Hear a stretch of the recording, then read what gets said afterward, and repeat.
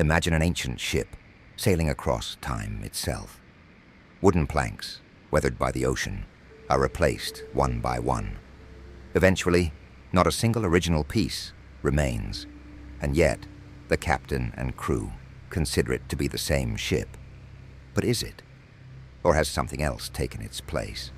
This is the ship of Theseus Paradox, a thought experiment first recorded by the Greek historian Plutarch nearly 2,000 years ago.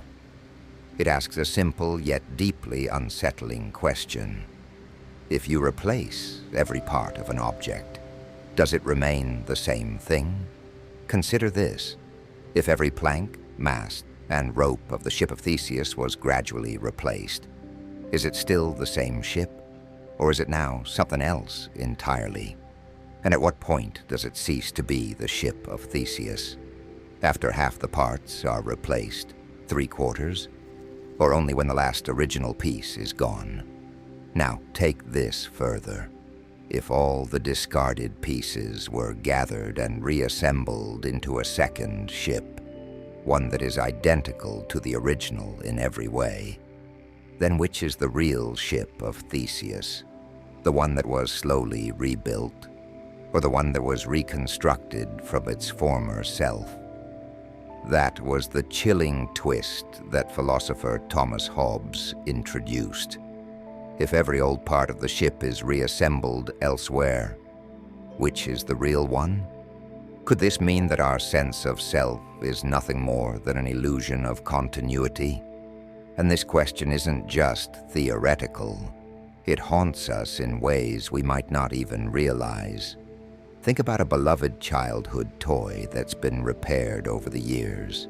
Does it still hold the same magic? What about an old house, slowly renovated beyond recognition? Or even the way technology reconstructs our digital selves, data fragmented, replaced, reassembled. Are we the sum of our parts, or something deeper? Another philosopher, John Locke, suggested that identity is tied to memory. If you remember your past, you are still you. The ship of Theseus's paradox strikes at the core of identity and continuity, not just for objects, but for people. Every cell in your body is replaced over time. The thoughts you had as a child, faded memories, the habits, the fears, the dreams, they change. Are you still the same person you were years ago? Or have you become someone entirely new? Some argue that identity isn't about physical components at all, but rather the persistence of function, purpose, or essence. A river remains the same river, even as the water within it constantly changes. Does the same apply to us?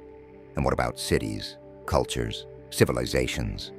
A city's skyline changes. Old buildings are demolished, new ones rise. Traditions evolve, languages shift, and generations bring new ideas. Is Paris still the same city it was 100 years ago? Is Rome?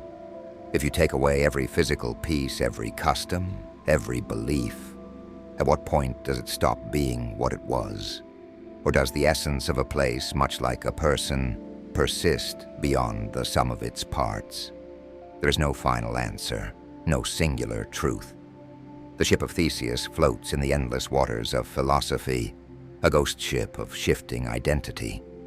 But perhaps the real horror isn't the ship itself, but the realization that we, too, are constantly being rebuilt. And one day, we may not even recognize what we've become. So tell me, are you still the same person who started listening to this? Imagine someone walks up to you and says, "I am lying." A simple statement, yet one that unravels into an inescapable contradiction. If the person is telling the truth, then they must be lying, just as they claimed. But if they are lying, then their statement must be false, meaning they are actually telling the truth. The mind loops endlessly, unable to resolve the contradiction. This is the liar paradox. one of the most famous and perplexing logical dilemmas in philosophy. It dates back to the ancient Greek philosopher Eubulides, the same thinker who proposed the Sorites Paradox. At its core, the liar paradox is a self-referential problem, a statement that contradicts itself in a way that logic struggles to resolve. Variations of the paradox appear throughout history. One famous example is the Epimenides paradox, in which Epimenides, a Cretan philosopher, supposedly stated, "All Cretans are liars." If this is true, then as a Cretan himself, Epimenides must also be a liar, meaning his statement is false. But if his statement is false, then not all Cretans are liars, meaning he might be telling the truth. The contradiction remains unresolved. The paradox highlights a fundamental issue in logic and language: self-reference and truth-value cycles. Normally we assume that statements are either true or false, but the liar paradox challenges this binary thinking. It presents a statement that cannot neatly fit into either category. If truth and falsehood cannot fully contain it, what does that say about the nature of logic itself? Philosophers and logicians have proposed various resolutions. Some suggest that truth and falsity are not always absolute, that certain statements exist in a gray area outside of conventional logic. Others argue that self-referential statements should be excluded from logical systems altogether, much like how mathematical frameworks sometimes limit self-reference to avoid paradoxes. Another approach involves para-consistent logic, a system that allows contradictions to exist without collapsing into complete incoherence. In this view, a statement can be both true and false simultaneously under certain conditions. This idea may seem counterintuitive, but it reflects real-world complexities, such as quantum mechanics, where particles can exist in multiple states at once. Beyond logic, the liar paradox raises unsettling questions about language, meaning, and even human perception. If we struggle to define something as basic as truth in a single sentence, what does that say about our ability to define larger, more abstract concepts? Could entire belief systems or ideologies contain similar contradictions, hidden beneath layers of reasoning? The paradox also extends to artificial intelligence and self-referential systems. If an AI were programmed to evaluate the truth of a statement like, "This sentence is false," how should it respond? Could it be caught in an infinite loop, just as human logic is? As we develop more advanced reasoning systems, understanding and addressing self-referential paradoxes becomes increasingly important. Perhaps the most haunting implication of the liar paradox is its reflection on human cognition. We like to believe that logic provides a firm foundation for understanding reality, but the paradox suggests that even our most fundamental concepts, truth and falsehood, might not be as solid as we assume. If something as simple as a sentence can dismantle the binary of true and false, what other contradictions lie hidden in the structure of our thinking? In the end, the liar paradox remains an unsolved riddle, a statement that forces us to confront the limitations of our reasoning. It is a paradox without resolution, a loop without escape, one that whispers to us in its eternal contradiction that perhaps some truths are simply beyond our grasp. Imagine a city plagued by traffic. Every morning, thousands of commuters navigate its streets, each trying to find the fastest route to work. The city planners, eager to solve the congestion, unveil a brand new road, a shortcut designed to streamline traffic and reduce travel times. But then something strange happens. Instead of improving the situation, traffic gets worse. Commutes take longer. Frustration rises. The very road that was meant to be a solution has become a curse. How could this be? This is Braess Paradox, a counterintuitive principle in network theory, first proposed by mathematician Dietrich Braess in 1968. It suggests that in a congested network, adding an extra route can increase overall travel time, the very opposite of what we expect. To understand this paradox, let's break it down. Imagine 4 locations forming a square, 2 residential areas on the left, 2 workplace hubs on the right. Between them are 2 main roads, one across the top, one across the bottom, each taking 45 minutes to traverse under normal conditions. To ease congestion, a new, ultra-fast shortcut appears, connecting the middle of the top and bottom roads with near-instantaneous travel. Logically, this should be a game changer. But here's where human behavior enters the equation. Every commuter seeks to minimize their own travel time. Now, instead of using just the 2 original roads, they all rush to exploit the new shortcut.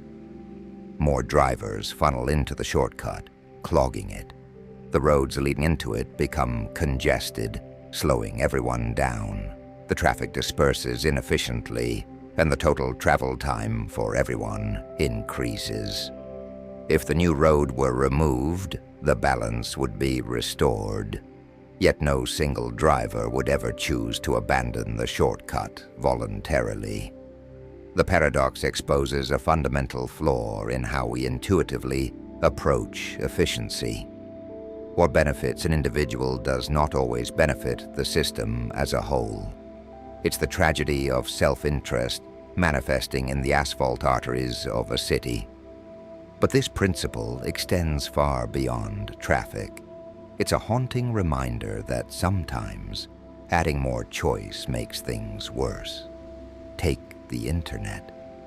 When websites and servers are connected by additional high-speed links, it might seem like traffic should flow better. But if users all reroute to the new, seemingly optimal path, congestion spikes and speeds drop for everyone. A system designed to be faster ends up grinding to a halt. Or consider economics. A company increases its product variety, believing that giving customers more options will boost sales. But paradoxically, too many choices overwhelm consumers, leading to decision paralysis, where people avoid making a choice altogether. Even in psychology, the paradox plays out.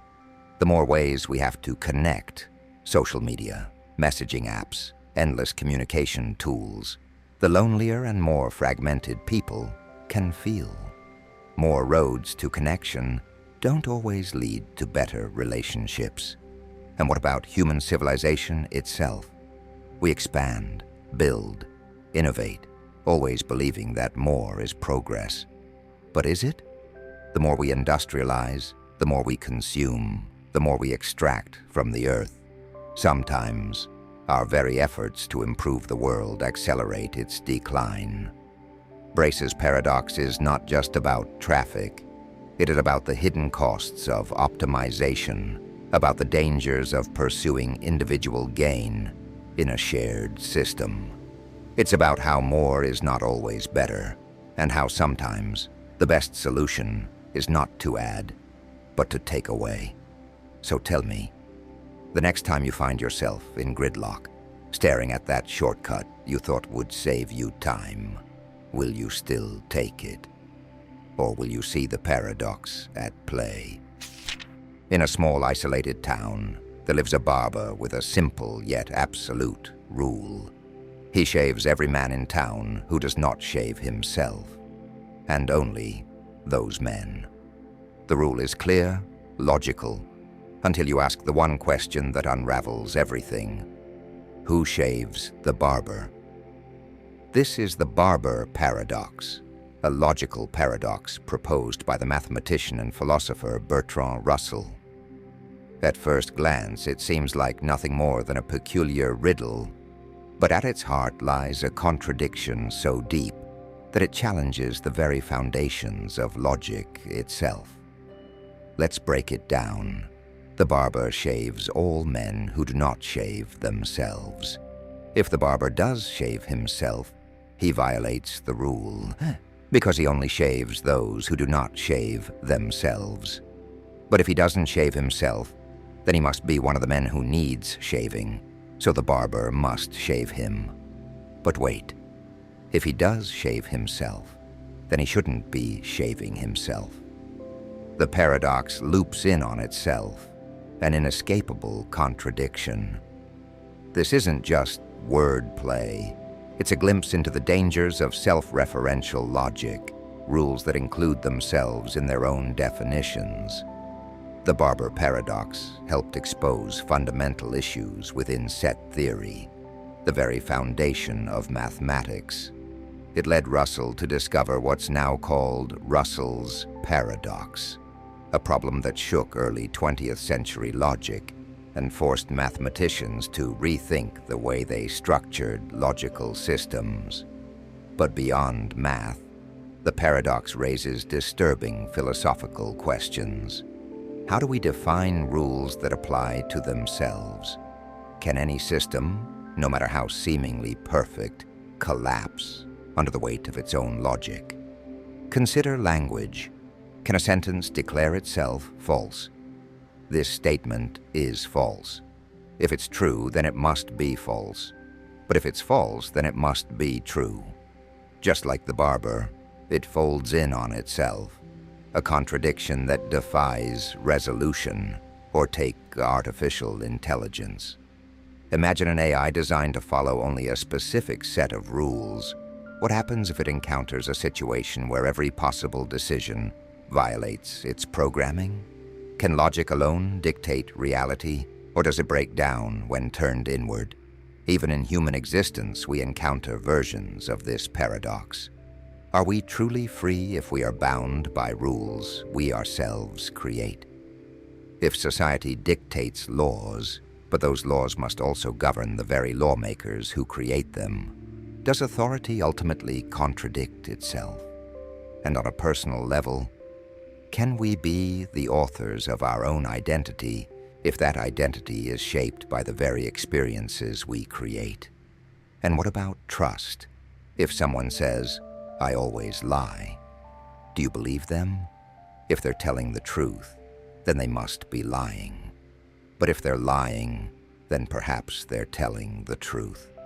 Just like the barber, the contradiction is inescapable. We live in a world of systems, laws, logic, language, identity. But what happens when a system turns inward, when the rules try to define themselves? Perhaps the real horror of the Barber Paradox is the realization that even logic, the foundation of certainty, has cracks. So tell me, if you lived in that town, would you let the barber shave you? Or would you be trapped in the paradox forever? Imagine you step into a time machine and travel back several decades. You walk the streets of a world before your birth, unnoticed, invisible in history.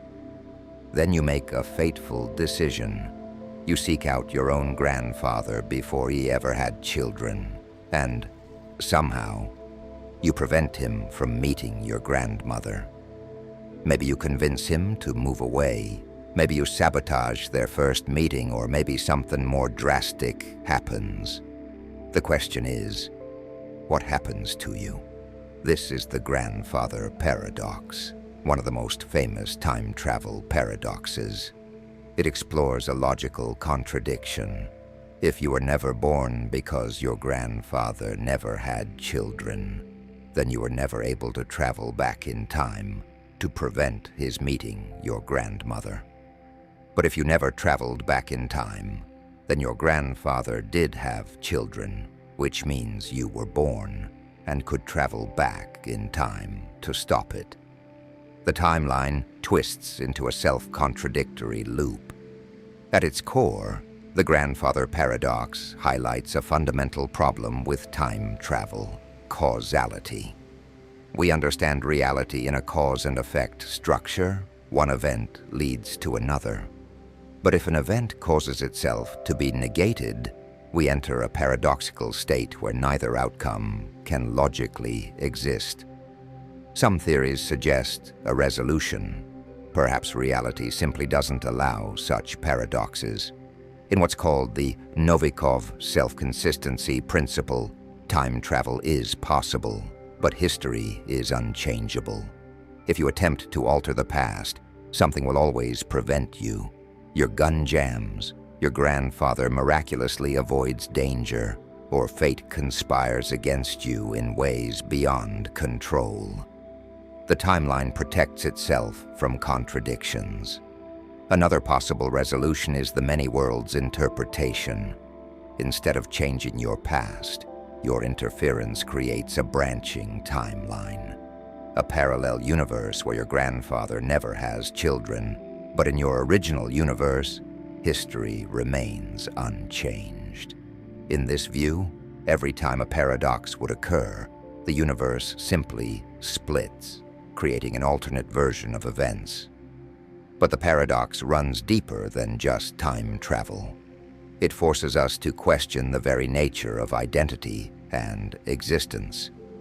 If the past can be changed, does it mean our existence is constantly in flux?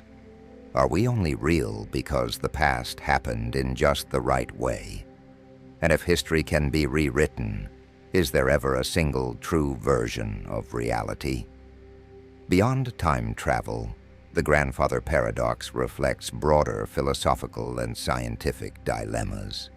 Consider genetics and lineage, how small changes in history could lead to vastly different outcomes. If a distant ancestor made even a minor decision differently, would an entirely different person have been born in your place?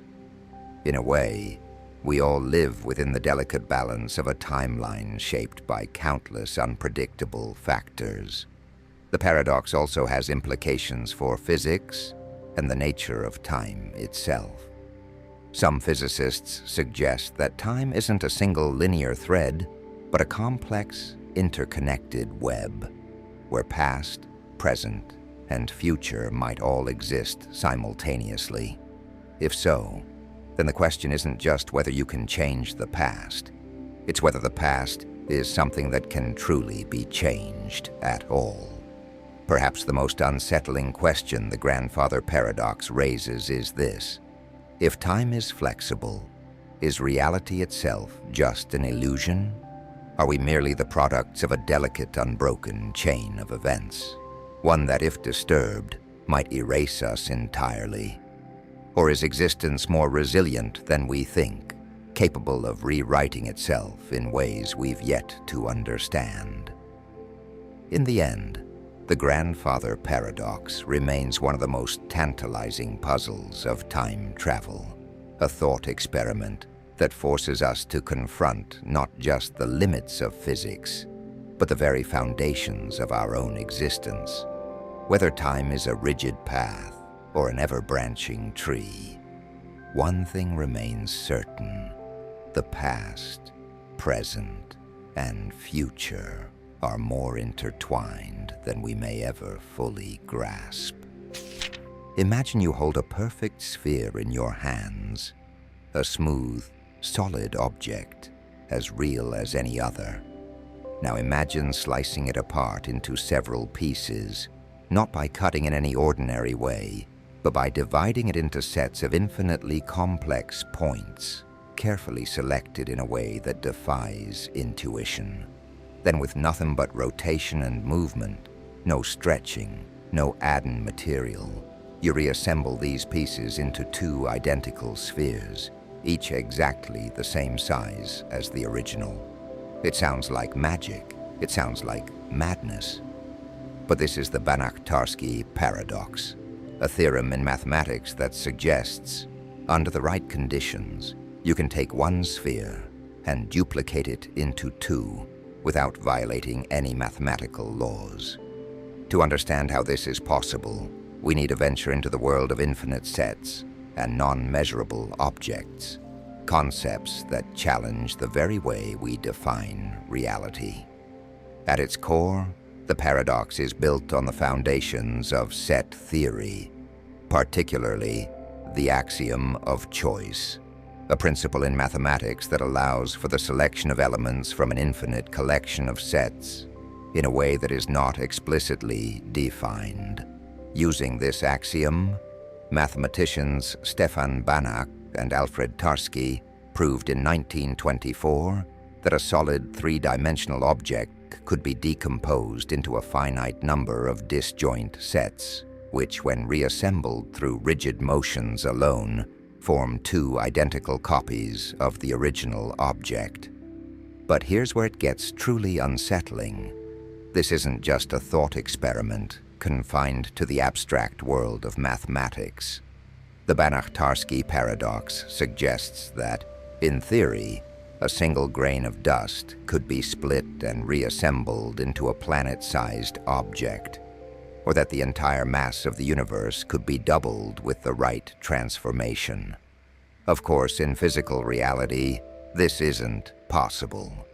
The paradox relies on infinitely precise, non-measurable sets, which do not exist in the tangible world. Atoms, molecules, and matter itself have physical constraints that prevent this bizarre duplication. But in the realm of pure mathematics, where infinity reigns supreme, the paradox holds true. This raises profound philosophical questions about the nature of space, matter, and identity. If something can be deconstructed and reconstructed into two identical copies, what does it mean to be the original? If an object can be perfectly duplicated, does uniqueness have any meaning at all? It also forces us to reconsider our understanding of division and conservation. We instinctively believe that splitting something means reducing it, that breaking a whole results in smaller parts. But Banach-Tarski shows us that, at least mathematically, breaking something can create more than what we started with. And what about us? Human beings, like the sphere in this paradox, are collections of memories, cells, and experiences. Over time, every cell in our body is replaced, yet we still believe we are the same person. But if our essence could be mathematically divided and reassembled, would we remain ourselves? Or would we become something or someone entirely new? Even our civilizations mirror this paradox. Cities grow, shift, and are rebuilt. Cultures fragment, evolve, and reassemble in ways that make them unrecognizable from their origins. At what point does a city cease to be the city it once was? When does a culture stop being its former self and become something new? The Banach-Tarski paradox is a testament to the strange, unsettling beauty of mathematics. It reminds us that even in the realm of logic and numbers, contradictions lurk beneath the surface, waiting to upend our understanding of reality. So tell me, if you could take a part of yourself, duplicate it, and become twice what you were before, would you? A prisoner sits in his cell, awaiting his fate.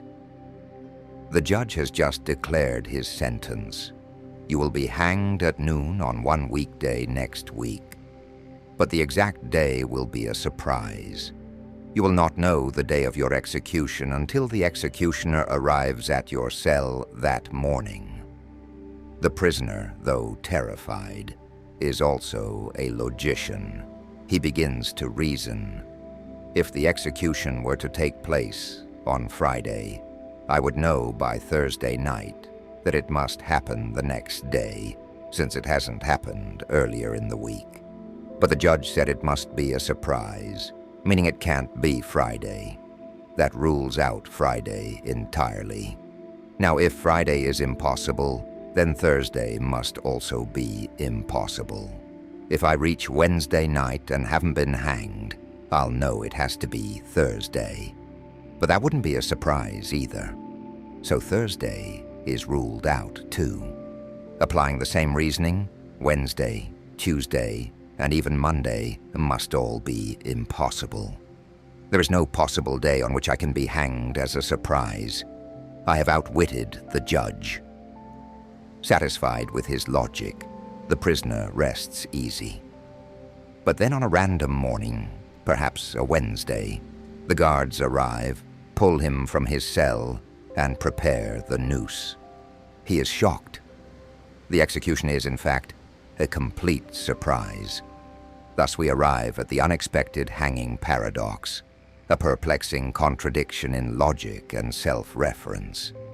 The prisoner's reasoning seemed flawless, yet he was still caught off guard. So where did he go wrong? This paradox, first formulated in the 1940s, has puzzled logicians and philosophers for decades.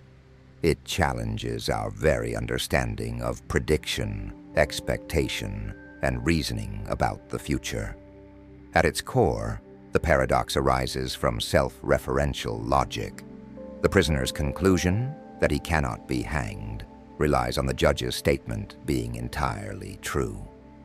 But if the executioner does surprise him, then the assumption behind his reasoning collapses. But this paradox isn't just about hangings. It sneaks into various aspects of logic, probability, and even everyday decision-making. Think about financial markets. Investors often try to predict economic downturns, believing that if a crash is foreseeable, they can adjust their investments in advance. But if everyone anticipates and reacts to an expected crash, their actions might prevent it or cause it sooner in unexpected ways. Or consider military strategy. If an army expects a surprise attack, it prepares accordingly. But if it's prepared, can the attack truly be a surprise? Strategists must constantly weigh expectation against deception. Even in psychology, we see this paradox manifest. If someone tells you, you'll feel an unexpected rush of joy this week, the very expectation of that surprise moment can undermine its unexpected nature. Anticipation alters the experience itself. But perhaps the most unsettling implication of the unexpected hanging paradox lies in its challenge to human certainty. We often think we can reason through all possible outcomes, outmaneuver fate, and prepare for any eventuality. Yet time and time again, we are surprised by events we thought impossible, by futures we had ruled out, by twists we never saw coming. So ask yourself, how many things have you convinced yourself cannot happen? And when the moment arrives, will you truly see it coming? Or will you, like the prisoner, stare in disbelief as the executioner opens the door? Imagine standing at the edge of an island, tasked with measuring its coastline. You pull out a map and a ruler, tracing the outline carefully. After some calculations, you determine the island's perimeter. But what if you used a more detailed map? The coastline appears jagged, full of inlets and tiny curves that weren't visible before. The more closely you examine it, the longer the coastline seems to become. This is the Coastline Paradox, a fascinating and counterintuitive idea in mathematics and geography. It states that the length of a coastline depends on the scale at which you measure it. The closer you look, the longer it appears, potentially to infinity. The paradox was formally introduced by mathematician Lewis Fry Richardson in the early 20th century. He noticed that different countries reported vastly different measurements for their coastlines, depending on the methods and units used. When measuring with broad, straight-line segments, coastlines seemed shorter. When measured with smaller, more detailed segments, the lengths grew dramatically. There was no single, true length of a coastline, only an ever-increasing approximation. But why does this happen? The answer lies in fractal geometry, a concept later explored by Benoit Mandelbrot. Coastlines, much like clouds or mountain ranges, exhibit self-similarity, meaning that no matter how closely you zoom in, smaller and smaller details emerge, each contributing to the overall length. Mandelbrot suggested that coastlines could be considered fractals, mathematical structures that don't conform to traditional Euclidean dimensions.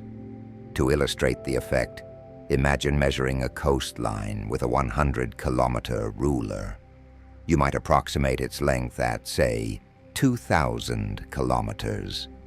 Now use a 10-kilometer ruler, capturing more of the curves and indentations. The length increases, perhaps to 2,500 kilometers.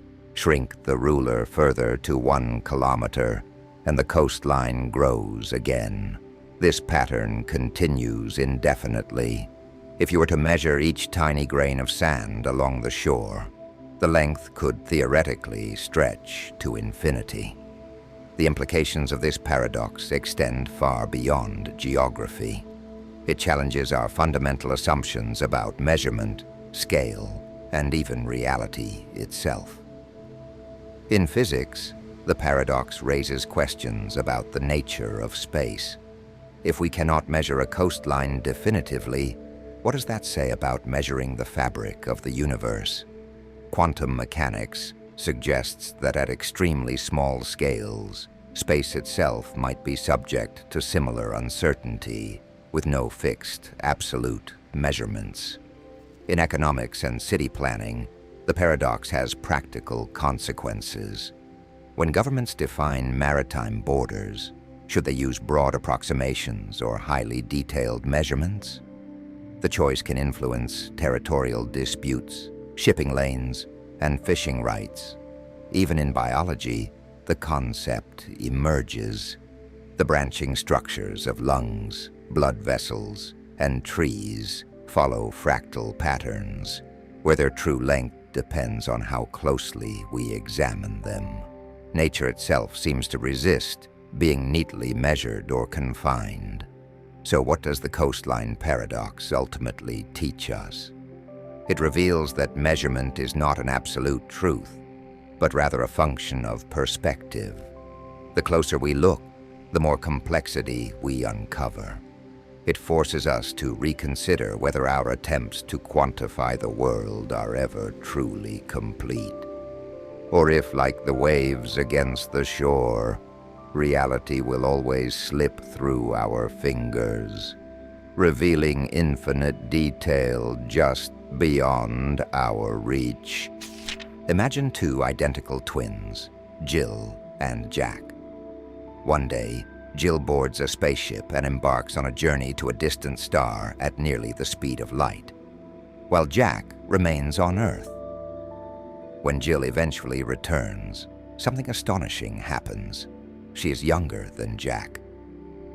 This is the twin paradox, a mind-bending consequence of Einstein's theory of relativity.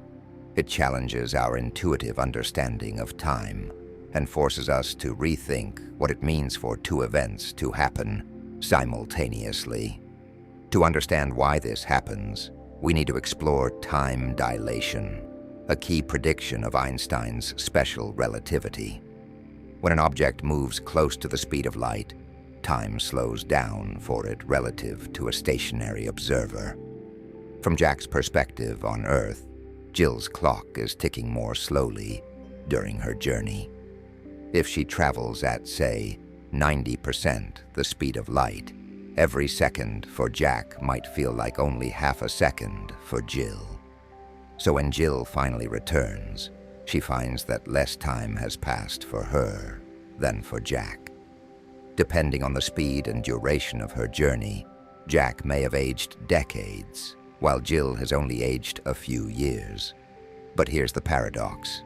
From Jill's point of view, it's Jack who is moving relative to her. Shouldn't his clock be the one running slower? Shouldn't Jack be the younger twin when she returns? At first glance, this seems like an irreconcilable contradiction, but the resolution lies in the difference between acceleration and uniform motion. Special relativity states that all motion is relative, except for acceleration. When Jill turns her ship around to head back to Earth, she undergoes acceleration, breaking the symmetry of the situation. Jack remains in an inertial, non-accelerating frame the entire time, while Jill's journey includes a change in velocity. This acceleration is what distinguishes Jill's experience from Jack's, and ensures that, upon reunion, Jill is indeed the younger twin. The twin paradox is not just a thought experiment. It has been experimentally verified. Precise atomic clocks, flown on high-sped aircraft or satellites, have demonstrated measurable time dilation, confirming that time does pass differently at different speeds. But this paradox raises even deeper philosophical questions. If time can stretch and compress depending on motion, what does that say about our everyday experience of time? If we were to set out on a near-light-speed voyage, could we return to an Earth thousands of years older, while we had only experienced a few decades? Could deep space travelers be effectively immortal from the perspective of those left behind? This paradox also ties into the nature of simultaneity. In relativity, two events that seem simultaneous from one perspective might not be from another. This means there is no absolute present that everyone shares.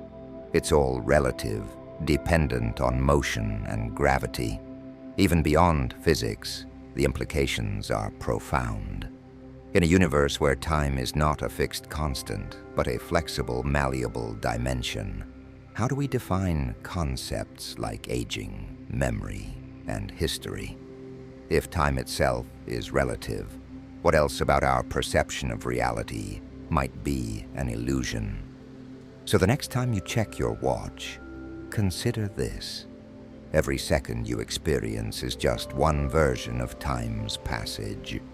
Move fast enough, and you might just escape time's grasp, at least from someone else's point of view.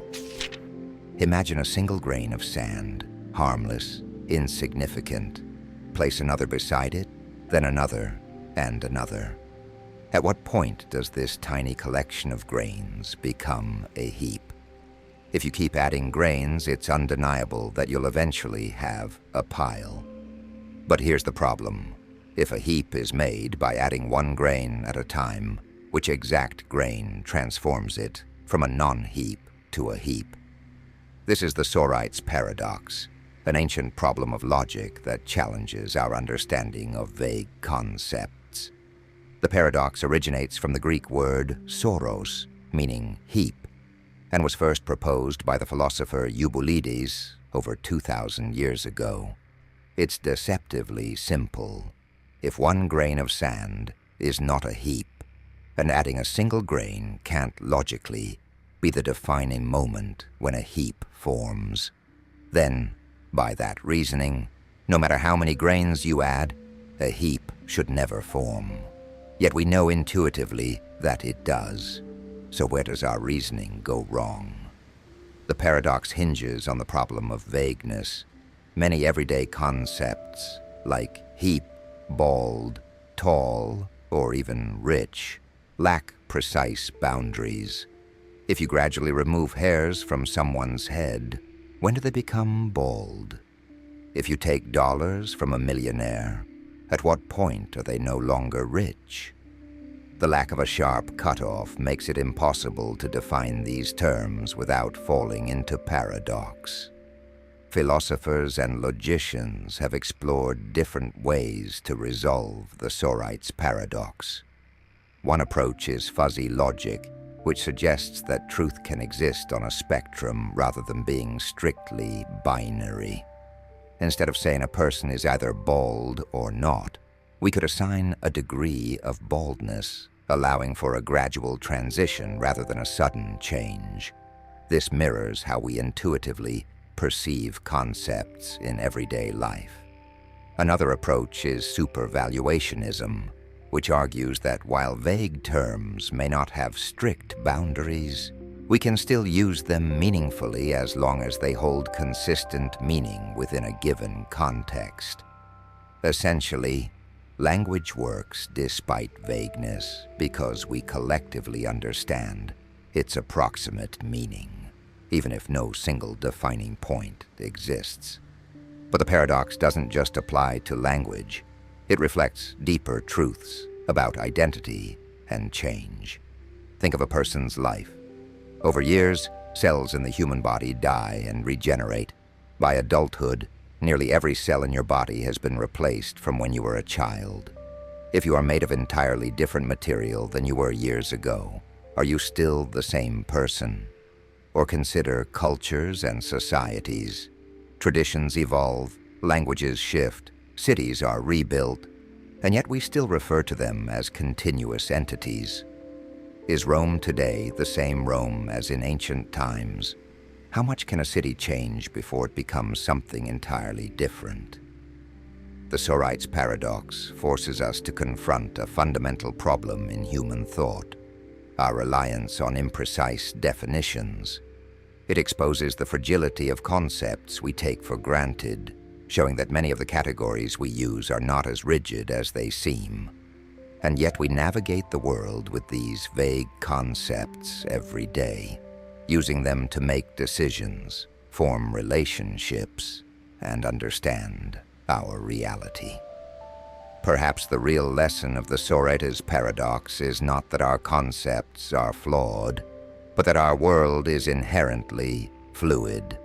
Identity, change, and classification are not always governed by hard boundaries, but by gradual transitions.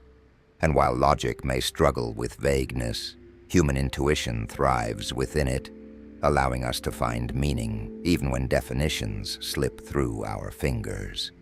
So next time you hear someone call something a heap, or a person bald, or a city ancient, remember, the truth may not be in a single grain, but in the way we choose to see the whole. Imagine a grand hotel with an infinite number of rooms, each occupied by a guest. A traveler arrives at the front desk, asking for a room. The hotel is full. Every single room has a guest. But the manager smiles and says, "No problem, we'll make space for you." This is Hilbert's infinite hotel paradox, a thought experiment devised by mathematician David Hilbert to illustrate the counterintuitive properties of infinity. Unlike a finite hotel, where a full capacity means no vacancies, an infinite hotel can always accommodate more guests, if you know how to rearrange them. The manager simply shifts every guest one room over. The guest in room 1 moves to room 2. The guest in room 2 moves to room 3, and so on. This leaves room 1 vacant for the new traveler. Even though the hotel was full, it still had room. Now let's take it a step further. Suppose a bus carrying infinitely many new guests arrives. How could the hotel fit them all in? The manager again has a trick. Each current guest moves to the room twice their current room number. Room 1 moves to room 2, room 2 moves to room 4, room 3 moves to room 6, etc., freeing up all odd-numbered rooms for the infinite new guests. These examples challenge our everyday understanding of numbers. In a finite world, adding guests to a full hotel is impossible. But in an infinite world, capacity is flexible. A whole infinity can fit inside another infinity. This paradox reveals deep mathematical truths. In set theory, not all infinities are equal. The number of natural numbers, 1, 2, 3, 4, is countably infinite, meaning they can be listed in an ordered sequence.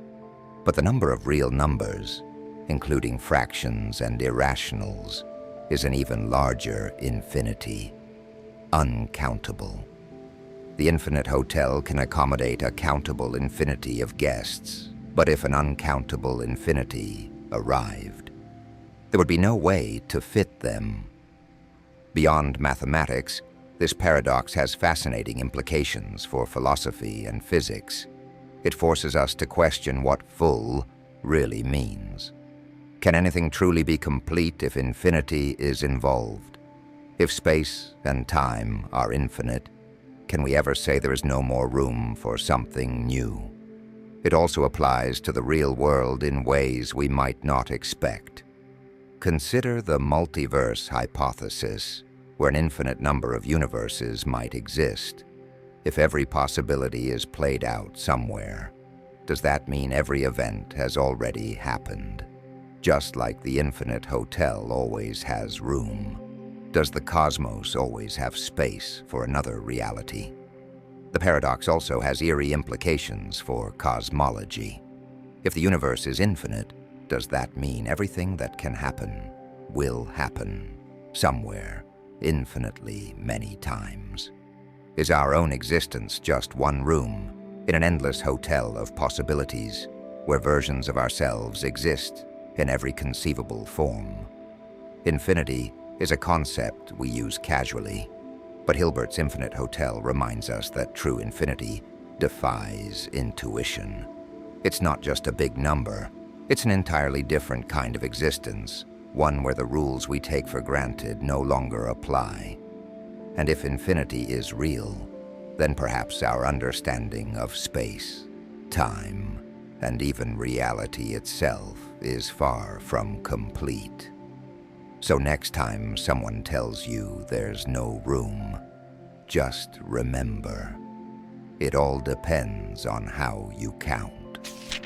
Imagine a historian living in the distant future, obsessed with uncovering a long-lost manuscript, an undisputed masterpiece, a work of genius whose original author has been forgotten by time.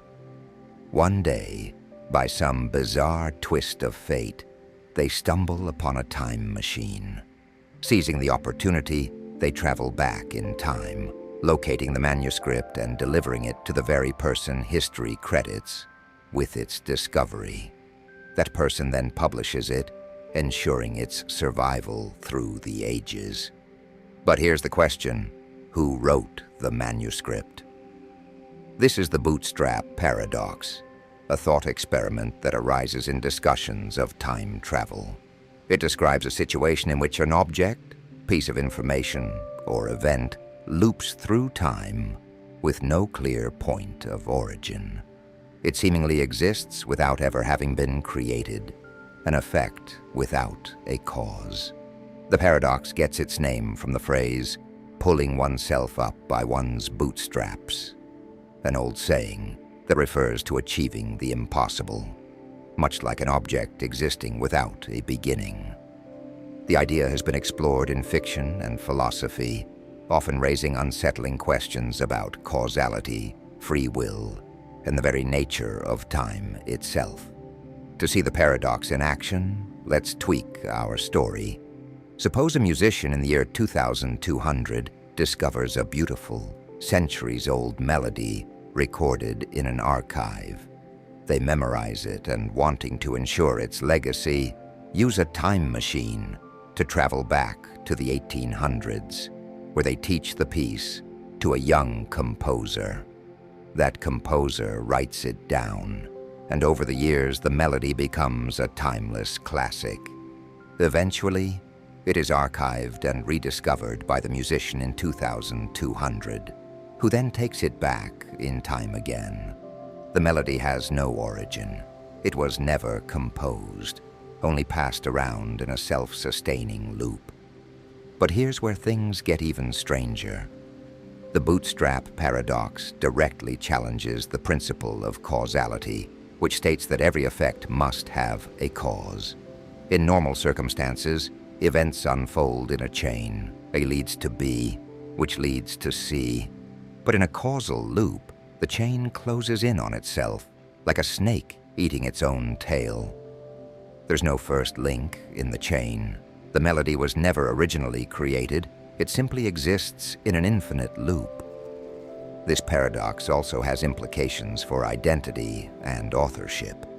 If a work of art, an invention, or a discovery has no clear creator, who rightfully owns it? If an idea is retrieved from the future and introduced into the past, then does the concept of originality even hold meaning? Some theorists attempt to resolve the paradox by suggesting that information and objects caught in these loops exist as closed time-like curves, permitted by the laws of general relativity. In such a scenario, time travel itself doesn't violate physics, but it does leave us with deeply unsettling philosophical implications.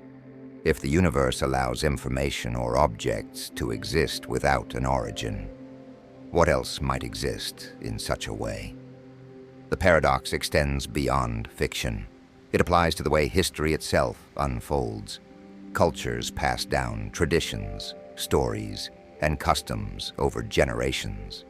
But if the original source of a particular idea is forgotten, does that idea lose meaning? What happens when an entire civilization's knowledge is built upon self-referencing structures, each reinforcing the other without a clear beginning? Perhaps the most profound question the Bootstrap Paradox raises is this: if something has no beginning, does it even truly exist? Or is it merely an illusion, a trick of time's relentless loop, forever cycling through the corridors of history with no one to claim its origin? A crocodile snatches a child from a riverbank. The desperate parent begs for the child's return. The crocodile, however, is not just any reptile. It speaks, and it poses a challenge. If you can correctly predict whether I will return your child, I will give them back. If you are wrong, I will keep them. This is the Crocodile Paradox, an ancient logical dilemma that explores the nature of self-referential statements and contradictions in reasoning. At its core, it presents a scenario where logic itself becomes ensnared in a loop, unable to break free. Let's consider the possible responses. If the parent predicts, "You will not return my child," what happens? If the crocodile intended to keep the child, then the prediction was correct, which according to the crocodile's rule means the child should be returned. But if the crocodile follows through and returns the child, then the prediction was false, and by its own rule, the child should not have been returned. The logic collapses in on itself. Alternatively, if the parent predicts, "You will return my child," the paradox still holds. If the prediction is correct, the child must be returned, making the statement true. But if the crocodile intended to return the child, then the prediction was already correct, meaning the crocodile was always bound to do so. However, if the crocodile chooses to keep the child, then the prediction was false, which means the crocodile had no obligation to return them in the first place. Much like the liar paradox, the Crocodile Paradox creates an unsolvable contradiction, a logical snare in which neither outcome can be resolved cleanly. It highlights the issue of self-referential logic, where statements depend on their own truth value to determine their validity. This paradox is an early exploration of a problem that has implications beyond fables. It plays a role in fields like game theory, where strategic decisions depend on predicting the actions of others, and philosophy, where it raises questions about the nature of truth, promises, and obligations. One particularly intriguing aspect is the question of how language and rules shape logic. If the crocodile's rule is inherently contradictory, does that mean it was never valid to begin with? Or does it force us to reconsider how we define logical consistency? Much like other paradoxes, the crocodile's riddle serves as a reminder that human reasoning is not always as airtight as we like to believe. The paradox also has eerie implications when applied to trust and deception. If someone makes a promise based on an unpredictable outcome, can that promise ever hold real weight? The crocodile's challenge echoes dilemmas in real life, where people or institutions make guarantees that may be logically impossible to enforce or verify. Ultimately, the Crocodile Paradox remains a classic example of how language and logic can become entangled. It forces us to confront the limitations of prediction, trust, and truth itself. An ancient puzzle that, much like the crocodile's decision, remains suspended in uncertainty.